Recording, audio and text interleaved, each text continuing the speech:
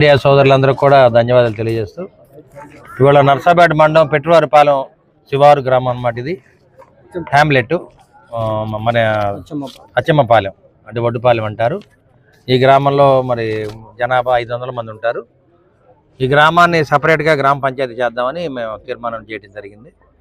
అంటే పెట్టువారిపాలెం నుంచి దీన్ని సపరేట్ చేసి స్వతంత్రంగా పంచాయతీ ఒకటికి కేటాయిద్దామని చెప్పి మరి ఆలోచనలో ఉన్నాం ప్రభుత్వం. అదేవిధంగా ఈ సంవత్సరం నుంచి కూడా ఈ ఉమ్మడి కూటమి ఏర్పడిన తర్వాత ఈ గ్రామం ఇది చాలా వెనకబడిన గ్రామం. అందరూ కూడా చాలా చిన్న సన్నకారు రైతులు ఉంటారు. మరి ఈ గ్రామంలో ఒక 5 లక్షల నిధులతోటి రోడ్డు వేయడం జరిగింది. అదేవిధంగా కాలువలు కూడా కట్టడం జరిగింది. అంటే దాదాపు 20 లక్షల వాటికి దీనికి నిధులు మంజూరు చేయడం జరిగింది. మరి ఇవాళ ఒక మెయిన్ రోడ్డు, పక్క రోడ్డు ఒకటి 2 ఉన్నాయి. ఆ 2 రోడ్లు కూడా శాంక్షన్ చేయడం జరిగింది. వాటికి ఎస్టిమేషన్ ఫార్వర్డ్ చేసి దాదాపు 20 లక్షలు ఖర్చు అవుద్ది. ఆ రోడ్డు కూడా వేస్తాం. ఎందుకంటే ఇది చాలా వెనకబడిన ప్రాంతం. మరి మొదటి నుంచి కూడా ఈ మెయిన్ సిటీకి దూరంగా ఉంటుంది. అందరూ కూడా మరి సిమెంట్ కార్మికులు ఎక్కువ ఉంటారు, చిన్న రైతులు ఉన్నారు. అదేవిధంగా ఇవాళ ప్రతి ఇంటికి వెళ్ళటం జరిగింది. తల్లికి వందనం అనేది ప్రతి ఇంట్లో చాలామంది పిల్లలకి పడింది.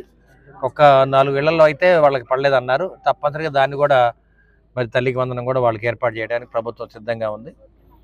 అదేవిధంగా నీటి సదుపాయం కూడా, తాగునీరు కూడా బాగానే ఉంది. ఇక్కడ ఒక బోర్ నుంచి కూడా నీళ్లు వస్తున్నాయి. తప్పనిసరిగా మరి ఆర్డబ్ల్యూ స్కీమ్ని కూడా తీసుకొచ్చి తాగునీటికి ఇబ్బంది లేకుండా ఈ గ్రామానికి ఏర్పాటు చేస్తామని చెప్పడం జరుగుతుంది.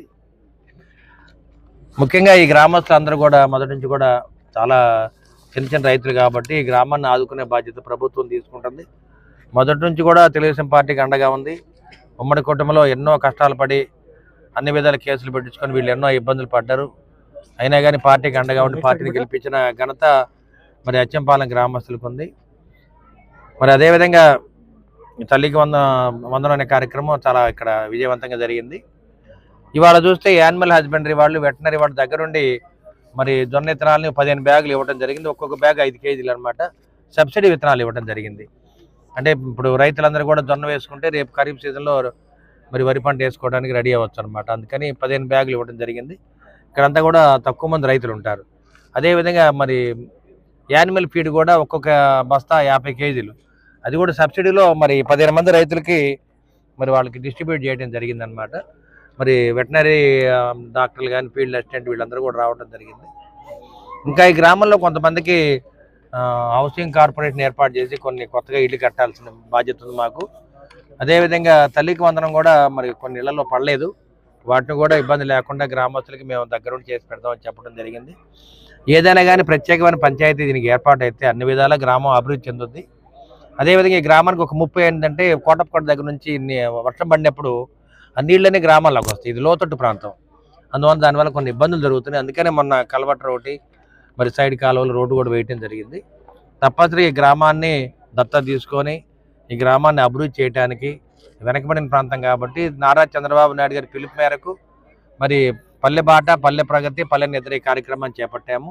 ఇవాళ నైట్ అంతా ఇక్కడే ఉంటాము. గ్రామస్తులతో సమస్యలన్నీ చర్చించి వాళ్ళకి ఏమైనా ఇబ్బందులు ఉంటే అవన్నీ కూడా మనం సాల్వ్ చేయడానికి మేమందరం కూడా ఇక్కడ రావడం జరిగింది. ఇప్పటికీ పల్లె నిద్ర కార్యక్రమాన్ని నర్సాపేట అసెంబ్లీ సెగ్మెంట్లో 10 గ్రామాల్లో చేయగలిగాం. అంటే ఇక రాబోయే కాలంలో కూడా పల్లె నిద్ర చేస్తాము. అంటే ఇప్పుడు కూడా ఎమ్మెల్యే అనేవాళ్ళు ఎమ్మెల్యేలాగా ఉండకుండా ఒక సామాన్య కార్యకర్తలాగా ఉండి ప్రజలతో కలిసిమెలిసి వాళ్ళ కష్టాలు సుఖాలు తెలుసుకుంటే ప్రజలు ఎప్పుడు కూడా మనం గుర్తించుకుంటారని చెప్పి ఆలోచనతోటి నేను రావడం జరిగింది. అందువల్ల ప్రతి కార్యక్రమాన్ని విజయవంతం చేసి మా కార్యకర్తలు కానీ, ఉమ్మడి కుటుంబ నాయకులు, కార్యకర్తలు, మా టీడీపీ, జనసేన, బీజేపీ కాదు, వైసీపీలో ఉండే కార్యకర్తలు కానీ వాళ్ళందరూ కూడా పనులు ఉంటే వాళ్ళకి దగ్గరుండి పెన్షన్ ఇప్పించడం కానీ, తల్లికి వందనం కార్యక్రమానికి ఎన్ని కూడా దగ్గరుండి చేస్తామని చెప్పి మాటిస్తున్నాము. చంద్రబాబు నాయుడు ఒకటే చెప్పారు, కులాలు, మతాలు, రాజకీయాలకు అతీతంగా ఎవరు వచ్చినా కానీ మీరు అన్ని పనులు చేసి పెట్టమని చెప్పడం జరిగింది. మరి గడిచిన ప్రభుత్వంలో లాగా మేము కక్ష సాధింపు చర్యలు కానీ, పోలీస్ కేసులు కానీ ఇవన్నీ కూడా ఎక్కడ పెట్టాం. ఇదే గ్రామంలో గడిచిన 5 ఏళ్లుగా మరి ఎక్సైజ్ కేసులు పెట్టారు, గంజాయి కేసులు పెట్టారు పాపం. అదేవిధంగా శివరాత్రి తిరణాలు చేసుకుందామంటే కూడా వీరాంజనేయ స్వామి తిరణాలు కూడా చేసుకునే కొన్ని పరిస్థితులు అనమాట. మరి పోలీసు వాళ్ళు కూడా ఈ గ్రామంలో ఉన్న మరి టీడీపీ నాయకుల్ని, కార్యకర్తలను వేధించడం జరిగింది. అటువంటి పునరావృతం కాకుండా మేమైతే ఉమ్మడి కూటమిలో వైసీపీ వాళ్ళు కానీ, టీడీపీ, జనసేన, బీజేపీ అందరూ కూడా కలుపుకట్టుగా వెళ్దామని చెప్పి ఆలోచనతోటి వాళ్ళ గ్రామ సభ పెట్టడం జరిగింది.